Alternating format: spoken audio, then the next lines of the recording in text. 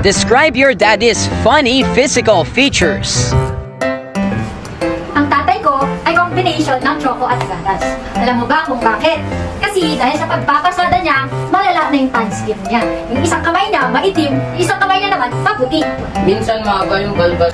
Ang tatay namin ay maitim. Siya ay parang taga-bulubundukin. Ang tatay ko ay mahaba ang baba. Ang papa ko ay may balbas na matutulog. Ang papa ko ay may ngal sa ilong and is maliit. Daddy's funny physical feature is his beard. Ang tatay ko ay kalbo. Natatawa ko kasi kapag nagpipicture siya, kailangan niya pang mag-supply. Eh, wala na nga siyang buhok. My dad's physical features are matangkad, chinito, at pogi. Ang tatay ko ay matangkad, may dimple, at may malaking tiyan. Pero, guwapo, kagaya ko. One of the physical features ni Papa na nakakatuwa ay walang iba kundi ang buhok niya! Na walang buhok, sabi nga nila, NBI, no buhok in front. Yung funny feature ng papa ko is makikita agad sa kanya yung kilay niya. sobrang kapal yung kilay niya. Ang papa ko ay kaliwang big pero ko. Inaamin ko, maitim ang papa ko, pero syempre gwapo, papa ko maliit. Mabalbas, may uban din siya. My dad has a charmingly murky hunchback, or in Tagalog, medyo kuba, or in Itawes, dungkog siya. He's always feeling pissed about his body posture. Yan, kasi nga medyo dungkog siya. Funny feature ni Papa ay may peklat siya sa mukha, bunny teeth, at makapal yung kilay niya, yung ilong niya, at yung noo niya. Kasi laging nakapunot yung noo niya, kaya medyo kumakagal na. First, yung funny features ni Papa ay yung may, ano ako dyan? Balbas? Bigote. Basta may ganyan siya kasi since then noon hanggang ngayon, meron siyang ganyan. Nung nag-browse ako ng mga old photos, binata siya, dalok, pero meron na siyang, ano ba tawag doon? Balbas, bigote, ayun, may bigote na siya. Pero ngayon, nadagdagan lang ng mga white hair yung bigote niya. Pero nandun pa rin yung bigote niya, hindi pa rin natanggal. Yung ginto sa ngipin niya, kasi madalas sa pagkakamali siguro na mayaman yung tatay. Alam niyo ba kung bakit? Kasi ganito yan. Lagi may pumupunta sa bahay, nagsusulisit. So kahit wala siyang pera, madalas naiipunan siya ng yun nga, yung letter na nagsusulisit sila. So yun, so wala naman akong ibang masasabi pa na funny sa feature ng tatay ko kasi sobrang pogi naman talaga ng tatay ko, di ba? So yun lang. Ang nakakatawa po kay Papa, yung ilong niya may lumalagas na yung buhok. Bukitin na yung buhok. So yung para sa akin naman na funny din kay Papa is yung sa kilay niya. Kasi yung pares kami ng kilay yung Papa kakapal, pero yung sa kanya kasi mas kakapal. And sobrang haba, yung ringkong talagang nakalaylay na yun. Yung para sa akin na, na funny thing kasi para na din siya. Yung kay ate, dito sa ilong, sa parang ipis na yung slide kasi Papa kasi yung mukha niya kapag tumatawa eh, parang unggoy pa nakakatuwa. ang nakatutuwa po sa kanya ay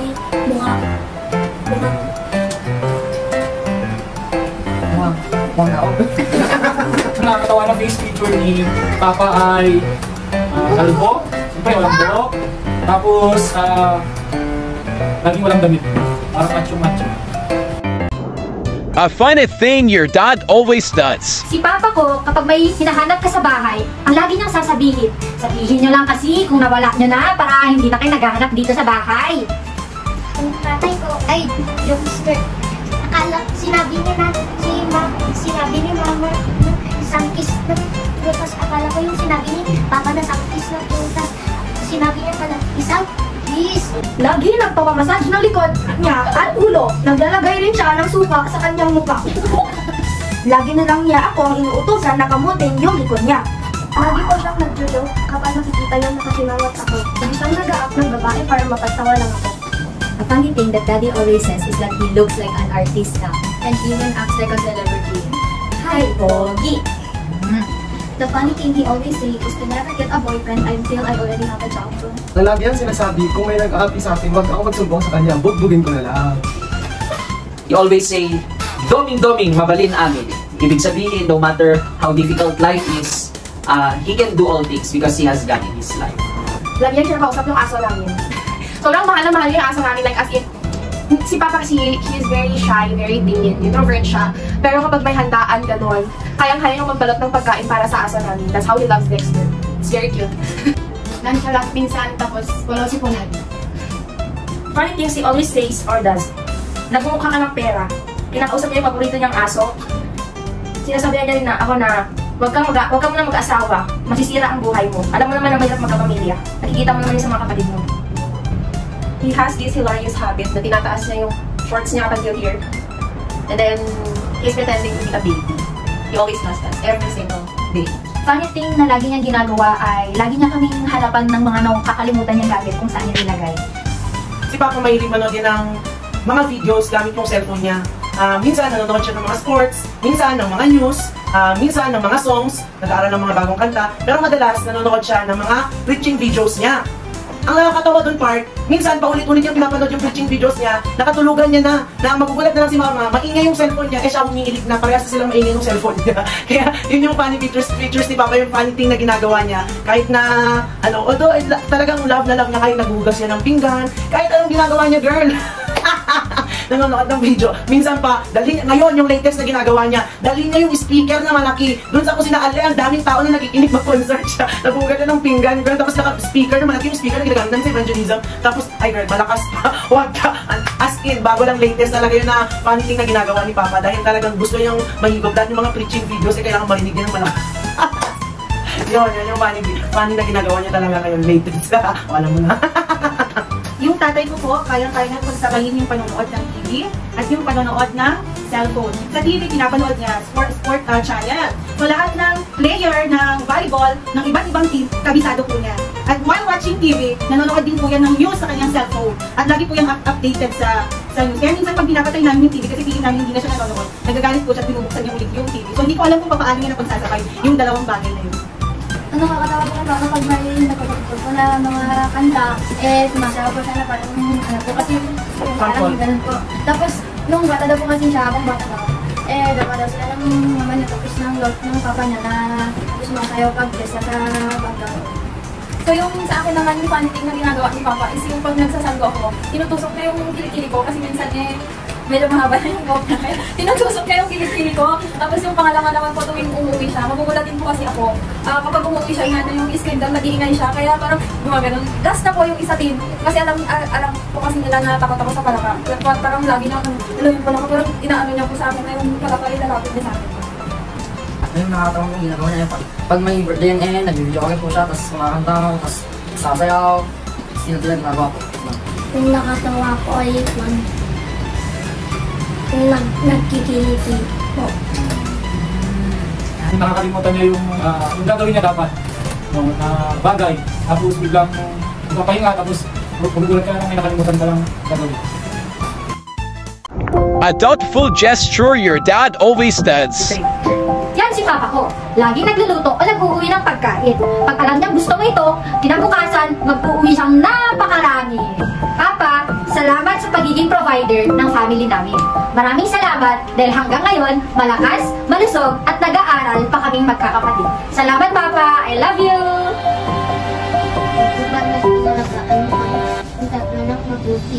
We love you! Happy Father's Day! Pinalabas niya kami para kumain kahit ayaw ni Mama. We love you always. Thank you, Pa. Lagi niya kaming binibilihan ng merienda o pagkain kapag gutom kami. I love you always, Pa. God bless! Happy Father's Day po! Bigay niya po sa akin ang merienda na dapat ay merienda na kasi alam niya paborito kami. Thank you, Papa, na kahit minsan tawid at lugar ko, hindi na ko susutuan. Thank you sa lahat ng ginagawa mo para sa amin ni Mama. Happy Father's Day, Papa. I love you! Lagi na naman ako hinahatid at sinusundo sa school. Thank you po, Papa, sa lahat ng sakripisyo mo para sa amin. Happy Father's Day po. I love you! The thoughtful gestures that my dad does is to cook me a delicious food whenever I want. Thank you, Dad, for being always there whenever I needed you. I love you so much. Happy Father's Day, Daddy. I love you. Lagi ako binibigyan ng pera pag malungkot ako. Thank you pa sa lahat ng sakripisyong ginawa mo sa akin. Thank you and Happy Father's Day. I love you. Anytime that I needed something or I need something is he's always on the go. Kahit na ganong kalakas ng ulan or sobrang init, he will always find ways to provide every need that I have. And then lastly, my message for Papa is that, Papa, thank you for giving your whole life for us. Mas especially sa aming lahat magkakapatid. Thank you because you have sacrificed a lot. Even your personal comfort and convenience, lagi mong iniisip ano yung makakabuti sa amin. Thank you also for providing every need that we have, and most especially yung mapagtapos kami lahat magkakapatid. Happy Father's Day pa! I love you! Bye! the most thoughtful thing he does is halisunod niya ako lagi. Yan. Hinatid niya ako sa school every day. And every time na may pupuntahan ako, he's always one call away. He would always initiate na, anak, hatid na kita, anak, sunduin kita, sabihin mo lang kung anong oras, sabihin mo lang kung saan, kailan. Yan, lagi siyang available para sa akin. Hindi lang para sa akin, kundi para din kay mama. And my message to my papa is, just stay strong. Sa buhay natin, although sobrang daming struggles, sobrang daming problema, mahirap ang buhay, pero I believe that you are strong. I believe that you can do anything. You can do everything. We can all surpass everything. And I'm really glad to have you in my life. You are a gift from God. And yeah, thank you for making me feel loved. Thank you for making me feel that I am appreciated. Thank you for being there for me always. And I love you so much. God bless you. Happy Father's Day. Always kaming pinagluluto ng pagkain. At nung high school ako ay lagi niya akong hinahatid sa school kahit anong busy niya. Papa, I love you po. Hindi mo man makita ito o marinig. And always niya pong tatandaan na mahal mo kayo ni Mama. Mahal na mahal po kayong dalawa ni Mama. Thank you for everything you've done for us sa aming mga kapatid ko, sa aming mga anak ko. I love you so much. And happy Father's Day. Lagi siyang nagpo-provide ng needs namin at pinibili yung mga gusto namin. Pa, di mo man po ito marinig or di mo man po ito makita sa ngayon. Gusto lang po sabihin sa inyo na mahal ka po namin. Thank you po sa sakripisyo nyo na magtrabaho kayo sa initan para lang po magkapera at may masustentuhan kami. The best papa in the world ka. Maraming salamat sa lahat.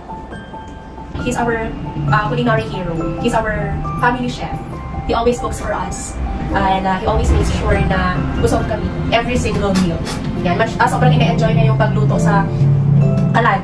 Yun, sobrang ina-enjoy yung pagluto sa kalan, mag-ihaw, and that's our favorite.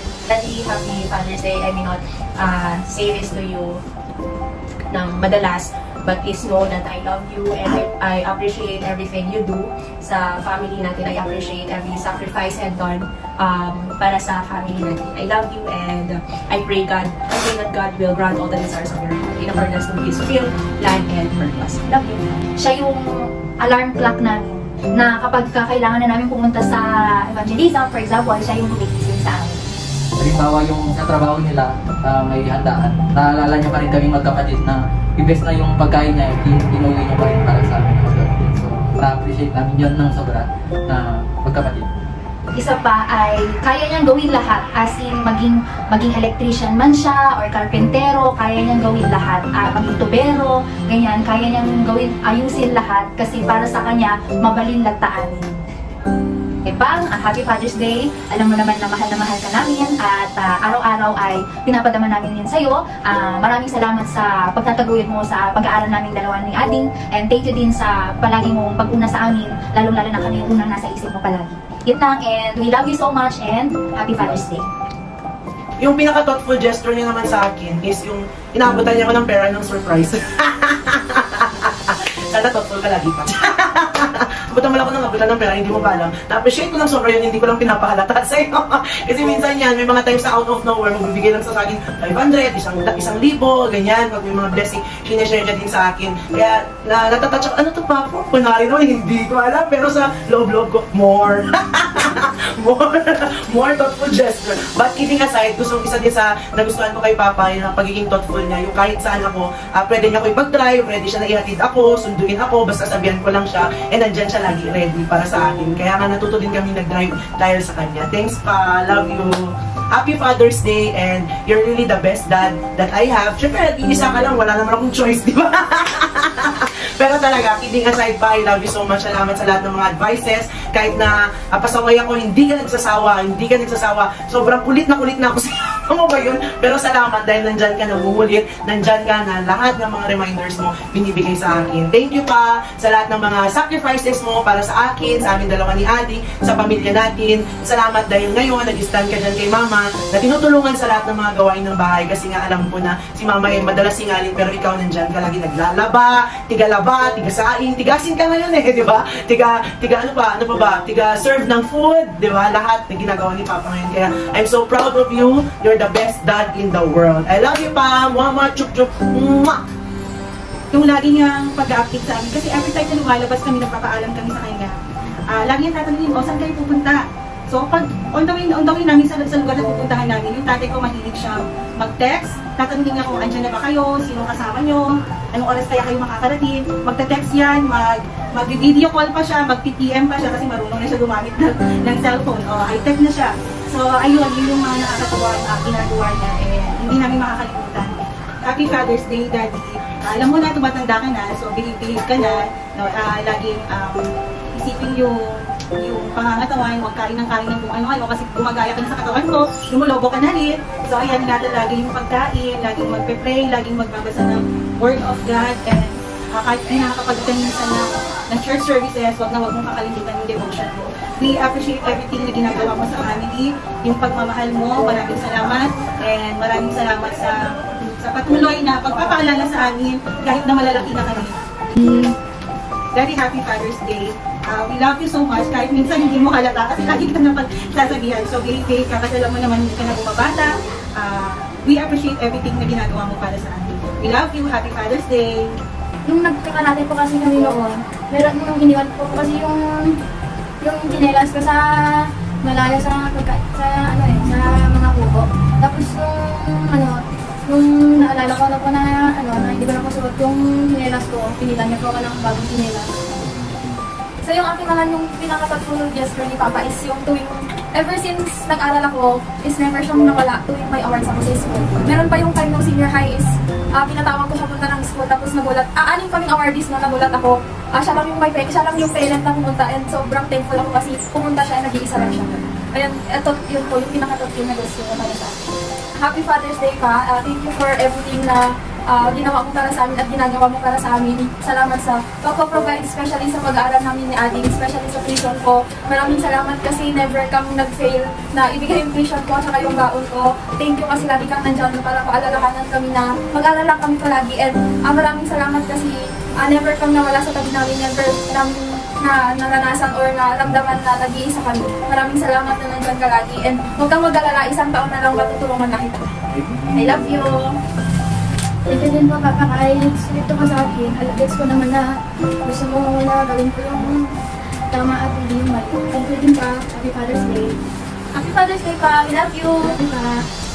Yung gusto kong ginagawa niya Papa sa akin, yung tinigilid niya ako, tapos nag-i-smell siya. Nagbibigay ng pera. Happy Father's Day pa, and may God give you a long life and healthy body. Pa, maraming salamat pa sa iyong support po sa amin sa pagpapaaral at sa pagbibigay ng pera. Pa, alalalang pa, mas pupugi na kinyang. Salamat po sa binibigay ng pera sa amin at saka sa amin. Pagkakapatid, salamat po ka. I love you.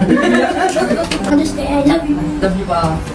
Ang advice na lagi sinasabi ni Papa sa akin is mag-aral kang mabuti, magtrabaho kang mabuti, and especially is magpatuloy ka kay Lord. Pa, Happy Father's Day. Alam ko, marami kami pagkukulang sa'yo, pero maraming salamat pa rin sa mga sakripisyo mo. Maraming salamat sa mga tulong mo, lalo ng pag-aral kang kay Jim. Malaking bagay yun sa amin. At balang araw pa, makakawin ka sa'yo. Tandaan mo yan. Happy Father's Day! I love you! Happy Father's Day to our JCFD GM Dad.